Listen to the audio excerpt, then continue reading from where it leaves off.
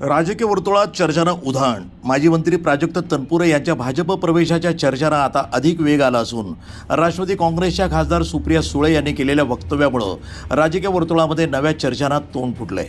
तनपुरे यांनी भाजपामध्ये प्रवेश करण्यापूर्वी आपली भेट घेतल्याचं सुप्रिया सुळे यांनी स्पष्ट केलं.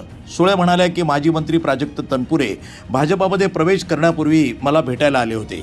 त्यांना हा प्रवेश का करावा लागतोय यामागील त्यांच्या अडचणी त्यांनी मला सांगितल्या. त्या सगळ्या गोष्टी कॅमेऱ्यासमोर बोलता येत नाहीत. पुढील वाटचालीसाठी तनपुरे यांना शुभेच्छा.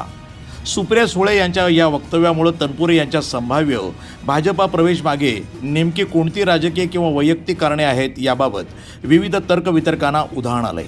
राष्ट्रवादी काँग्रेसमधील महत्त्वाचे युवा नेते म्हणून ओळख असलेल्या तनपुरे यांच्या भूमिकेकडे संपूर्ण राज्याचं लक्ष लागलंय. दरम्यान अहिल्यानगर जिल्ह्यामध्ये गेल्या काही महिन्यापासून राजकीय समीकरणे वेगानं बदलताना दिसत आहेत.